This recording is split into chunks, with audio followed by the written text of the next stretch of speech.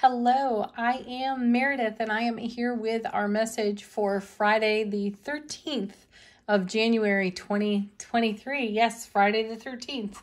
It's actually quite an auspicious day. If you can get past all the superstition around the date, check that out for yourself. Great learning experience. What do we have going on here in the cosmos? The sun remains in Capricorn. The moon has moved into Libra. And yesterday, Mars stationed direct. I thought that was happening around the 18th of the month, but that's actually Mercury going direct. And on the 22nd, Uranus is going to go direct. We're also going to change signs into Aquarius very soon and have a new moon in Aquarius as well. So I mention all of this so you can plan appropriately for whatever you do, whatever magic you make with the moon cycles. All right, we're sticking with Lightseer's Tarot. We used it for yesterday's reading, and that reading felt so profound to me. Coming on the heels of the other one that we did that was almost all major arcana. So big shifts, big changes in the cosmos, and then quite naturally with us as well. All right, so let's see what's on tap. What's going on in the energy atmosphere today? Our first card is the World. Nice. Fulfillment of a cycle of some kind. And this is a card of reward. Reward of our investment, reward of our efforts.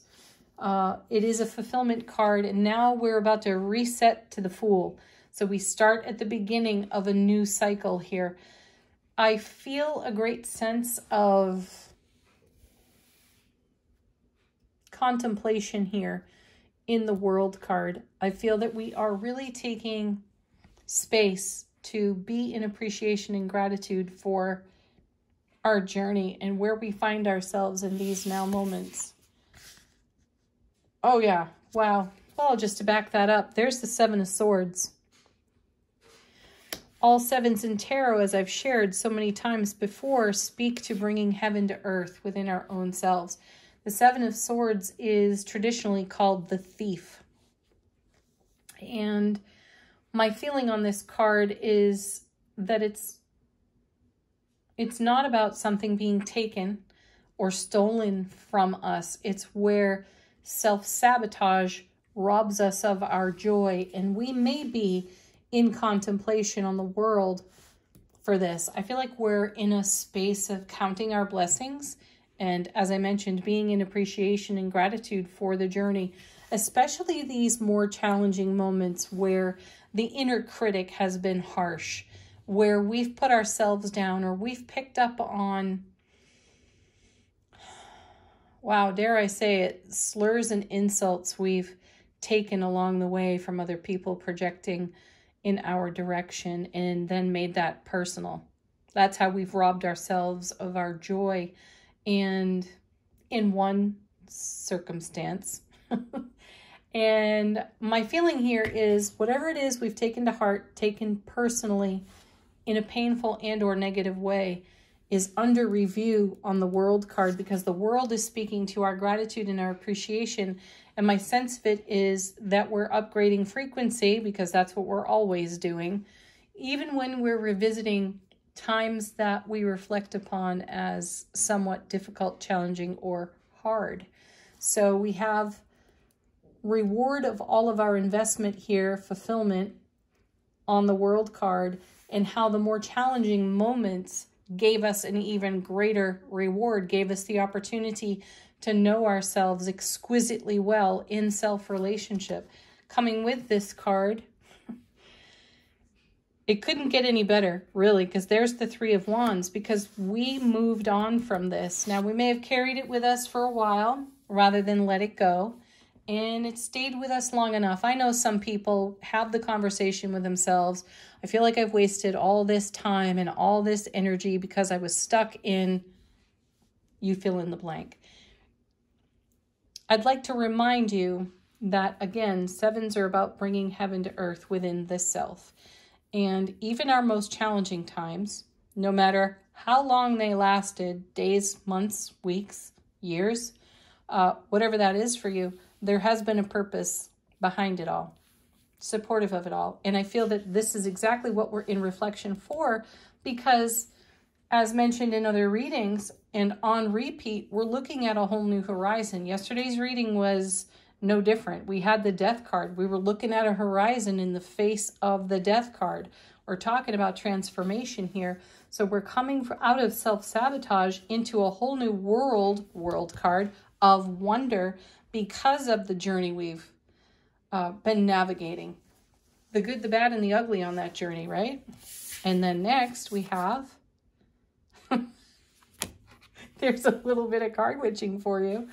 There's the Fool. See, a whole new cycle begins, a whole new experience starts, and the exquisitely wonderful, whelming, overflowing love, bliss, joy, and happiness accompanies the challenge of self-sabotage on the 7. So because we've experienced both ends of the spectrum and we found the middle way in ourselves and we were able to dream a new dream for ourselves, because of the investment we put in our journey, we're able to start a brand new series of experiences, circumstances and situations that will likely include a little touch of the 7 of Swords here and there, though as reminder, as reflection, to provide contrast for the perspective of what it takes to move through, out of, and away from the prior hardships and see them as opportunities for appreciation and gratitude. That's what gives us the fresh start, the new beginning every single time. Beautiful. And it's so wonderful to see the World and the Fool, because we come to the last card in tarot, the World, and we start again at the first card in tarot, the Fool. Nicely done, folks. Bottom of the deck. How is the universe supporting this? And there is the amazing Ace of Cups.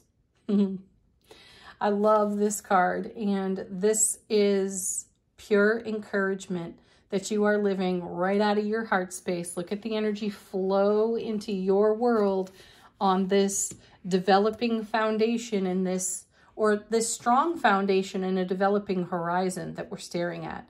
It's coming into being. It is coalescing out of our heart space.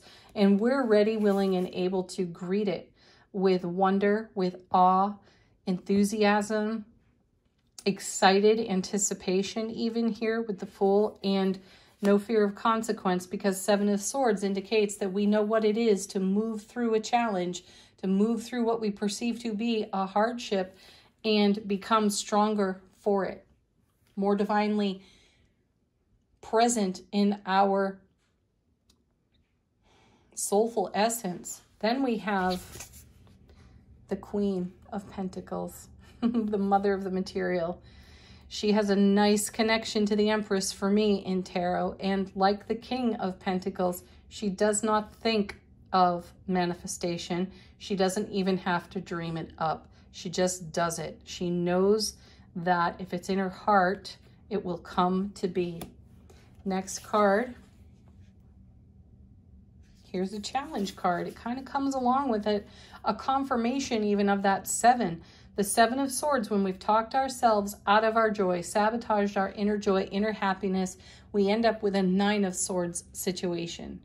The circumstances, the replay of what keeps us awake at night from experiences of the past. Though again, it feels like this is reflection upon where we once were and what gave us the catalyst moment, the inspired idea to shift gears, change things up, make the hard decisions. We've seen the King and the Queen both in the Suit of Swords. They've shown up on repeat for weeks. And, you know, they have that reputation of being bitterly cold, as if they just make a decision without any care of the consequences, and that's not so. They take all of that into consideration, and I feel that we are taking a page out of their book and their self-mastery and having reflection upon times when we were in this posture, when we were in this energy on the 9 of Swords. And we had to sort it out for ourselves and discover what it is that's going to launch us out of this energy. and make a whole new life for ourselves, which we're doing here with the Ace, with the Queen, and with that Three of Wands that's in here. Nice. Ride the waves of our own joy and happiness, because we're done with self-sabotage. And speaking of self-sabotage, here comes the devil showing up in the reading. This is powerful for us too, because the devil is the epitome of contrast for us. So as we are in reflection during a retrograde, that's what retrograde energies are so good for. As we are in consideration of our journey, of our Ace of Cups, how we're living in the overflow of love, bliss, joy, and so much more. You know, just take a look at yesterday's reading. That's where we are. That's the foundation that we are on. So we can look at the devil energy. We can look at the ways that we were habituated to talk ourselves out of our happiness. We could look at the ways that we decided that we were not deserving because of programming, because of early life trauma, you know, and we eventually used that energy to shrug it off. We used the inspiration of knowing what challenge is and understanding that there is something so much better for us. We leveraged the energy so that we could launch ourselves into the world, into the Fool, the Three of Wands, and also the Ace of Cups. And we made a whole new life for ourselves. So these cards, while we see three really good challengers in the reading, those challengers are there to give us the moment to pause and count our blessings and say thank you to ourselves. Thank you to our higher awareness. And thank you for being emotionally mature, awake, aware, alert, intimate within self-relationships, so that we could know how to be inspired to make changes that would elevate us to the divine connection between head and heart. So go back and take a look at yesterday's reading, give it another listen, then take a look at this reading and gain the perspective that you require for yourself. Let's take a look at Angel Answers. This is your opportunity to ask a question, get confirmation.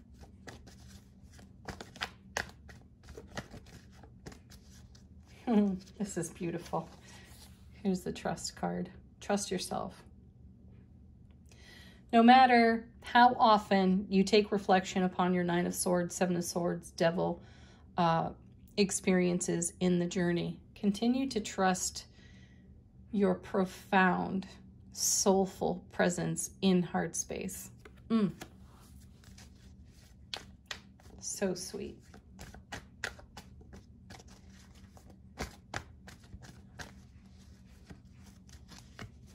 What a wonderful card to see, especially with our challenge cards on the table. There is no need to worry. You can completely trust yourself to move beyond any challenge in front of you. You've done it time and again. I've gotten to the point with myself when I encounter a challenging moment and a challenging thought that came out of programming or whatever, I've gotten to the point where I find myself in gratitude very quickly. And even comedy, I've started to laugh about the stuff that I once took so seriously. And I'm not being dismissive in any way of anyone's process, or that we should just shrug it off, laugh it off. No, that's not how I got there. I got there because I decided to challenge my own thoughts. Why did I think this way? Why do I feel this way or that way? Where did that come from? I became a detective and I hunted that stuff down. So that's why I can now find some comedy in it. That's why I can look at myself in the mirror, in the eyes, and say, I love you. And I can come into contact with one of my habituations and be comical over that too. And say, wow, do you really want to do it this way? Do you really want to feel this way? You have options here. Let's explore them. Next, let's explore them and let go of anything that doesn't serve. That showed in yesterday's reading with Death and the High Priestess. They're working in concert with one another to remove from our foundation anything that does not serve what is being nurtured in our heart space and how we're celebrating the now. One more. Well, this one makes total sense. Recovery, which to me is like getting over our old selves. Getting over our old habits. All right. I still haven't switched out the Oracle deck, so we've got Gateway Oracle for our final thoughts or a summarization on the reading. How does our soulful presence wish to inform our waking consciousness? How perfect. We get the Rising Above card. I see only beauty and grace.